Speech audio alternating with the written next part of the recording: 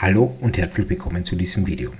In diesem Video möchte ich eine Neuerung oder mehrere Neuerungen in HiCAD 2026 zeigen, aber in einem Thema zusammengefasst, wo es um Sonderbearbeitungen mittels Skizzenformen geht.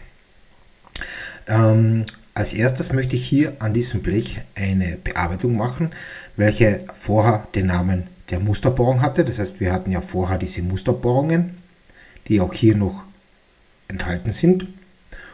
Und diese Musterbohrungen sind jetzt generell in den Bereich der Bohrungen gewandert. Das heißt, hier werden diese auch damit zentral verwaltet. Das heißt, ich habe hier die Möglichkeit, eine Musterbohrung oder eine benutzerdefinierte Form, so wie es auch hier heißt, zu definieren.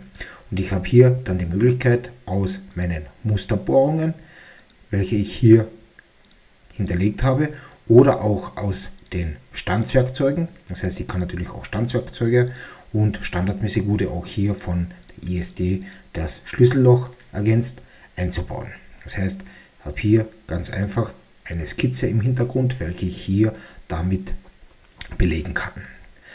Weiters ist hier auch noch ein weiterer Punkt dazugekommen, das heißt, hat hier natürlich absolut keinen Sinn, aber um es einfach zu zeigen, kann ich hier noch mittels eines Punktes eine Tiefe angeben, welche ich hier definieren möchte. Ansonsten kann ich wie gewohnt hier bei der Bohrtiefe die Werte angeben oder auch ansonsten, was hier auch wiederum wenig Sinn ergibt, aber ich kann es hier auch mit dem Pfeil definieren. So, dies wäre der erste Schritt. Im nächsten Schritt möchte ich zeigen, wurden auch bei den Nocken die Bearbeitungen ergänzt. Das heißt, ich habe hier auch eine weitere Funktion, wo ich hier eine benutzerdefinierte Form hinzufügen kann, was ich hier an dieser Stelle machen werde. Man sieht das hier schon, zum Beispiel habe ich hier eine Eloxierlasche ausgewählt. Ich kann hier natürlich unterschiedlichste Werte auch definieren. Das heißt, eine Eloxierlasche oder Beschichtungslasche, welche ich danach runterklappen kann auch hier definiert werden. Im nächsten Schritt möchte ich nochmal auf die Nockenbearbeitungen eingehen. Dazu erzeuge ich mir hier nochmals die Nocken. Einfach eine Standardnocke hier an dieser Fläche. Ich möchte hier in diesem Fall zwei machen. Gleichmäßig aufteilen, einen Anfangs- und Endabstand eingeben. Kann natürlich hier wie gewohnt meine Werte, Rundungsradius, alles Mögliche definieren, was mir hier einfach mal in diesem Fall als erstes reicht. Und jetzt möchte ich natürlich dieses Blech einfach weiter kopieren. Machen wir einfach mal 4 Stück und einen Abstand zwischen den Blechen von 10 mm.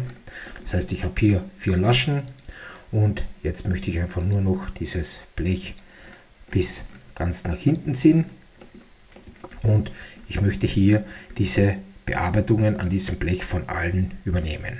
Dazu kann ich hier wiederum in die Nockenbearbeitung gehen, und hier habe ich natürlich die neue Möglichkeit zu bearbeiten. Das Teil ist natürlich, dieses Teil möchte ich bearbeiten und welche Teile haben die Nocken. Das heißt, ich kann diese hier nach der Reihe auswählen und wiederum meine Bearbeitungen eingeben, welche ich haben möchte.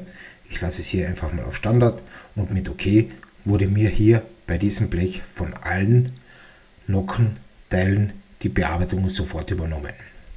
Somit habe ich die Möglichkeit, ganz schnell die Nocken von den unterschiedlichsten Teilen auf ein Teil zu übernehmen, und dies bringt mir natürlich eine extreme Performanceverbesserung fürs Arbeiten.